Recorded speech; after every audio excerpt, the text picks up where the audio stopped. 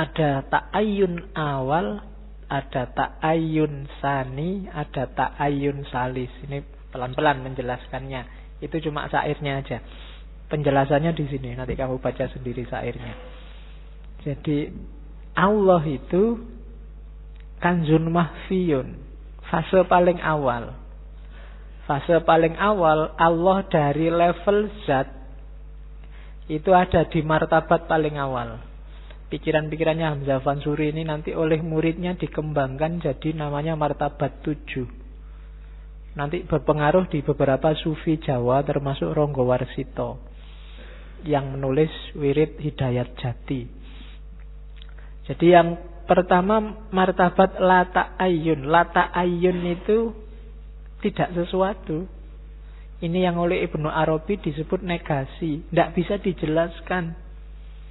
Satu-satunya penjelasan yang memadai pakai model negasi. Tidak beranak, tidak diperanakkan. Tidak usah ditanyakan bidannya. Kemudian ya, nanti kamu dianggap penistaan. Jadi pokoknya serba tidak. Tidak begini, tidak begitu, tidak. Namanya level la ta'ayyun. Allah dalam dirinya yang sejati. Jadi aslinya. Cuma kan Allah sendiri bilang, fa'uridu an u'rofa, aku pengen dikenali. Kalau kayak gini terus tidak ada orang kenal aku. Maka diciptakanlah makhluk, termasuk sampai ke level bawah, termasuk kita ini, dan Allah memposisikan dirinya biar dikenali lewat perbuatan-perbuatannya. Yo, gambarannya memposisikan diri kayak kamu ngobrol sama adikmu yang umur 3 tahun apa 5 tahun. Ilmumu filsafat kelas tinggi, tapi berhadapan dengan adikmu yang umur 5 tahun, itu kan kamu harus menurunkan level. Tidak bisa kan sama adikmu yang 5 tahun, sini dek tak kasih tahu. Ada level la ta'ayyun. Nah ya suara tekan. Nah iya. Allah juga begitu. Allah ingin dikenali, maka ya Allah menampakkan dirinya. Antara lain apa? Ya lewat alam semesta ini. Dari level ta'ayyun nanti lahirlah ta'ayyun awal. Itu nanti kalau di emanasi limpahan pertama. Di situ kalau bahasanya Farabi kan Allah merenungi dirinya sendiri. Hasil renungan itulah limpahan pertama. Jadi kalau aku mikir, yang lahir kan ide, pikiran, gagasan. Ide, pikiran, gagasan itu kan ya milikku sendiri, ada di dalam sini. Gitu loh. Nah, hasilnya inilah yang disebut ta'ayyun awal. Kalau dalam bahasa Ibnu Arabi kemarin, itulah nanti Nur Muhammad. Ta'ayyun awal. Jadi ketika Allah berpikir tentang wujud, tentang syuhud, tentang nur, tentang ilm, tapi tentang dirinya sendiri. Lahirlah pikiran, lahir gagasan, itu ta'ayyun awal. Sesuatu cahaya pertama kalau bahasanya Suhrawardi, Nurul Akrob. Bahasanya Hamzah Fansuri, ta'ayyun awal. Nah, dari ta'ayyun awal itu lahir ta'ayyun sani. Yang melimpah dari hakikat Muhammadiyah atau Nur Muhammad ini. Ta'ayyun sani itu kalau di filsafat mungkin ada kayak dunia ideanya Plato. Realitas serba sempurna yang jadi prototipenya alam semesta. Itu ta'ayyun sani. Jadi semacam bibitnya alam semesta ada di situ. Muncul dari ta'ayyun awal, hakikat Muhammadiyah. Insan kamil, alam semesta dalam bentuknya yang paling perfect, dunia idea, pengetahuan sejati dan seterusnya ada di ta'ayyun sani. Terus mulailah masuk ke realitas ketiga. Realitas ta'ayyun salis. Ini dunia roh. Dunia roh ini kalau bahasa gampangnya lebih materi daripada ta'ayyun sani. sifatnya. Rohaniyah, mentalmu, kemudian jiwa, dayanya alam semesta, itu ta'ayun salis. Dan yang terakhir ta'ayun robi, khomis, nanti dilanjutkan di martabat 7-nya Ronggo Warsito itu sampai 7. Baru alam semesta, baru kita manusia yang fisik. Jadi limpahan sampai yang terakhir. Nanti perjalanannya para sufi ini namanya tajalli. Realitas hasil penampakannya Allah namanya tajalli. Prosesnya namanya tanazzul. Semakin turun. Upaya manusia untuk ketemu Allah lagi, balik ke atas, itu ya melalui tahap-tahap itu. Namanya tarokki, naik ke atas. Jadi melalui martabat-martabat ini. Makanya itu di puisi itu ada kalimat rahasia ini. Yang terakhir itu Jogja diketahui. Jogja itu bukan Yogyakarta ya. Rahasia ini sebaiknya diketahui pada kita sekalian yang menuntuti. Demikianlah kelakuannya tanazul dan tarokki. Dari sanalah kita sekalian menjadi. Jadi realitas kita itu dulu sumbernya dari Allah, nanti akan kembali ke Allah. Sumbernya dari Allah, prosesnya tanazul, dan kita akan kembali ke Allah lewat tarokki. Tarokki itu naik kembali untuk bertemu Allah. Oke, kapan-kapan kalau kita ngomong Ronggo Warsito lagi, ini lebih detail lagi dalam martabat 7. Oke, itu tadi. Terus gambarannya tanazul tadi itu lagi-lagi pakai laut. Jadi itu tadi kan 5. Ta'ayun sampai ke 5. Awalnya laut. Yang ta'ayun awal. Terus ta'ayun sani ini kayak ombaknya, aktivitas. Jadi hakikatnya laut. Laut ini terus bergerak. Itu yang Nur Muhammadiyah itu tadi kan. Aktivitas awalnya laut. Dari aktivitas itu lahir ombak. Dunia idea tadi. Ombak ini kan nanti dia kena sinar matahari, naik jadi awan. Ta'ayun ketiga. Dari situlah mengalir yang tadi dunia roh. Rohnya alam, rohnya manusia, namanya hujan. Keluar fenomena roh. Dan hujan itu nanti jadi sungai. Sungai ini manusia yang fisik tadi, level kelima. Jadi laut itu, lautnya sendiri, hakikatnya laut itu yang lata ayun tadi. Susah dijelaskan, gak bisa dilihat. Yang bisa kamu lihat apa? Laut yang bergerak, yang sudah bergerak. Bentuknya geraknya laut itu apa? Ya ombak. Dan ombak ini nanti dia akan jadi awan. Sebelum jadi awan, dia tidak bisa lahir jadi hujan. Maka dia harus jadi awan dulu. Awan itu rohnya hujan, sumbernya hujan. Setelah ada hujan, baru jadi sungai yang fisik. Nah, ini gambarannya. Jadi itu hakikat lautnya mana Pak? Tidak disebut. Karena hakikat laut nggak bisa kamu lihat. Yang bisa kamu lihat apa? Laut yang sudah bergerak. Namanya ombak. Tampaknya di matamu, gerakannya laut itu ombak. Ombak ini nanti yang melahirkan awan. Awan inilah nanti sumbernya hujan. Dan dari hujan lahir sungai. Nah, jadi itulah ta'ayun awal, sani, salis, robi, dan khomis. Oke, jadi sumbernya laut. Ya mungkin karena daerah Aceh kan banyak lautnya. Jadi lebih merenung di pinggir laut ketemunya ini. Beda sama kita kalau nongkrong di laut nggak dapat apa-apa. Dapatnya capek karena kamu mandi, nyusahin penjaga pantainya. Oke, jadi itu laut sebagai ibarat. Terus yang taroki tadi, setelah jadi manusia kan naik level lagi, namanya taroki, insan kamil. Nah, di beberapa puisinya tentang insan kamil inilah kita bisa tahu ya Hamzah Fansuri ini memang dasar teorinya tentang alam semesta wahdatul wujud, tapi tidak meninggalkan syariat. Ada banyak puisinya yang konotasinya ke sana.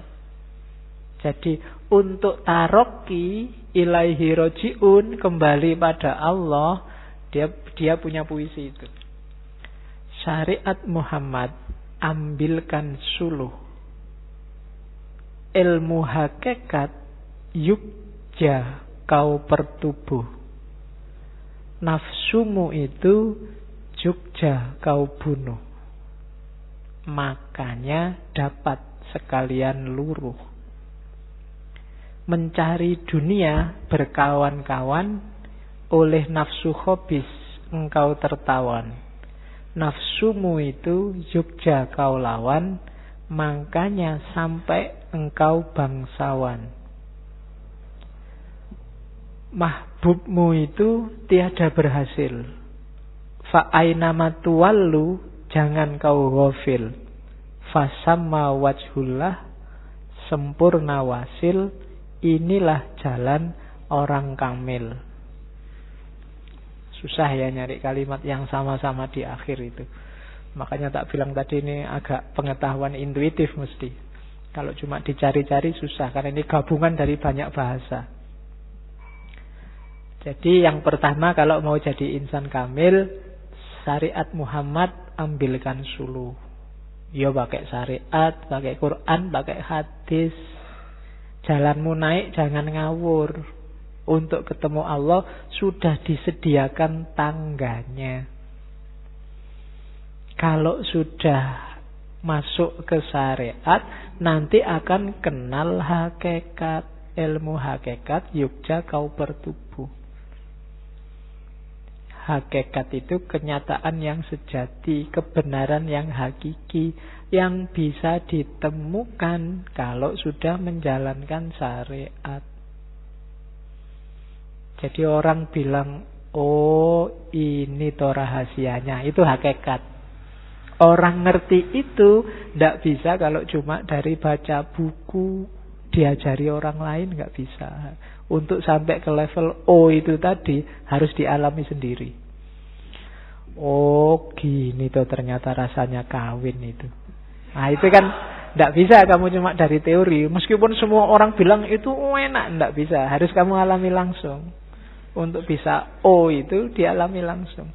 Kamu nggak bisa cuma berteori. Sholat itu bikin kita tenang. Sampean pernah sholat? Nggak pernah. Tidak bisa. Teorimu masih berjarak, tidak akan ketemu hakikat. Syariat dulu baru ketemu hakikat.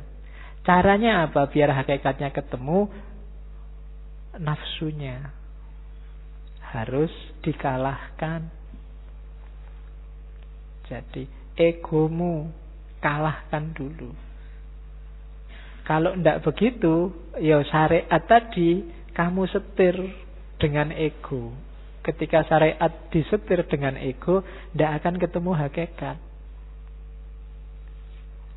Jadi, yo ketemunya ego terus. Untuk kepentingan sementara. Kan ibadah kita sampai hari ini sebenarnya kan sebagian besar untuk kepentingan sementara. Mari kita sholat duha biar rezeki kita lancar.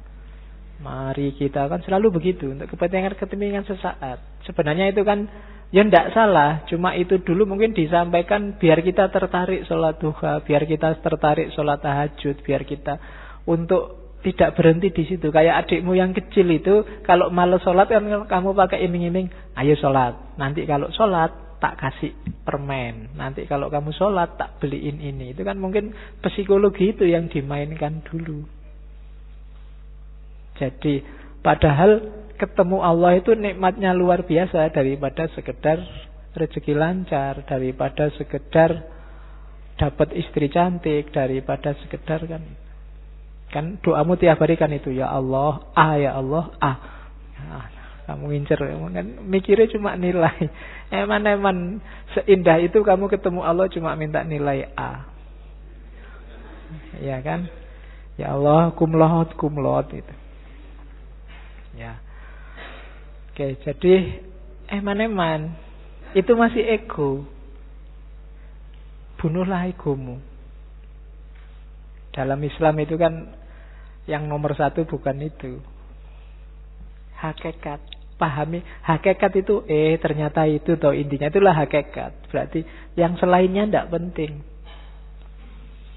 Terus mencari dunia berkawan-kawan, oleh nafsu khobis engkau tertawan.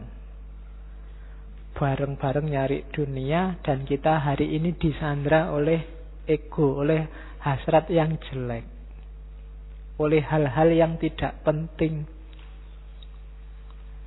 Kita kan tersandra itu hari ini. Energi kita sering habis untuk mungkin bahas, memperdebatkan, memperjuangkan hal-hal yang tidak kondusif untuk pertumbuhan spiritual kita. Oleh nafsu dunia engkau tertawan. Tertawan itu tidak bisa lepas. Di situ terus, buletnya di situ terus. Kalau bukan duit, ya jabatan, ya perempuan, ya pangkat, ya selalu bulet di situ terus. Tidak bisa keluar dari situ. Oleh nafsu khobis engkau tertawan. Makanya nafsumu itu Jogja kau lawan. Lawanlah nafsumu itu. Kalau kamu menang, kamu akan jadi bangsawan. Bangsawan itu kan orang luhur, derajatmu tinggi di tengah orang-orang yang sedang tertawan oleh egonya. Kalau kamu lepas dari situ, maka levelmu tinggi. Oke, jadi jalannya yang pertama syariat. Dari syariat temukanlah hakikat. Untuk bisa ketemu hakikat, taklukkan nafsumu. Itu jalannya insan kamil. Kalau sudah, maka hidupmu tinggal satu variabel saja, yaitu Allah. Allah itu mahbub. Kalau di situ mahbubmu tiada berhasil, fa ainama tuwallu, jangan kau ghafil. Fasamma wajhullah, sempurna wasil. Jadi cirinya sampai berhasil. Kalau belum ini tiada berhasil apa? Fa'ainama tuwalu, kemanapun kamu melihat, kemanapun kamu menghadap, jangan lupa. Kalau lupa berarti engkau ghafil. Apa yang tidak boleh lupa? Fasamma wajhullah, kamu ketemu Allah di situ. Kalau sudah bisa begitu, sempurna wasil. Lihat apapun, lihat siapapun, kamu melihat kehadiran Allah di sana. Jadi fa'inama tuwalu fasama wajhullah ini, kalau dalam dunia sufi bukan dalil kalau kamu bingung mana utara, mana selatan, ngadep mana aja sholatnya boleh. Bukan itu. Tapi fa'inama tuwallu fasama wajhullah itu, apapun yang kamu lihat, sadari kehadiran Allah di situ. Lihat, ngaji, Allah hadir loh di sini. Sejak tadi kita omongkan, kamu ketawa-ketawa membahas Allah, Allah ada di sini. Kamu lihat siapapun, Allah ada. Kamu jalan-jalan di mall, ada Allah di situ. Kalau kamu sadar terus begini, kamu akan terjaga. Wasil. Tidak gampang ketipu, tidak gampang kepengaruh, karena fokusmu hanya pada Allah. Wasil. Ini kalau diomongkan enak, cuma dipraktekkan susah. Kalau kamu sukses nyampe level ini, itulah jalan insan kamil. Jadi lihat apapun tidak kaget. Yang dilihat hanya Allah. Karena ada Allah di situ, karena alam semesta ini cerminan keberadaan Allah. Karena dulu memang segalanya tidak ada, hanya Allah yang ingin dikenali, maka dia memancarkan keberadaannya. Itu insan kamil. Yes. Kapan-kapan ini diulang-ulang rekamannya sampai kamu sadar. Ya, karena diprakteknya susah. Jadi fa'aina matuwallu fasamma wajhullah. Kamu tulis besar-besar di kamarmu. Apapun yang dilihat, kamu lihat Allah. Lihat temanmu sak kos-kosan tidur, ada Allah di situ. Lihat cewek pakai rok mini, ada Allah di situ. Ya. Jadi, kalau kamu lihat ada Allah di situ kan nggak jadi nafsu. Oke, alhamdulillah, Allah Maha Kuasa, Allahu Akbar. Nah, ini kan pikirannya selalu hadir Allah di mana-mana, apapun yang dilihat. Itu insan kamil. Cirinya cuma itu. Cuma untuk sampai ke situ, syariat dilewati, hakikat ditemukan, nafsunya ditaklukkan. Kalau masih nafsunya belum takluk, sama-sama lihat pakai rok mini tadi, Allahu Akbarnya beda. Ya, jadi begitu lihat rok mini, Allahu Akbar. Itu kamu. Tapi kalau sudah di mana-mana lihat Allah, ya Allahu Akbar, alhamdulillah, wassalatu wassalamu ala Rasulillah, panjang.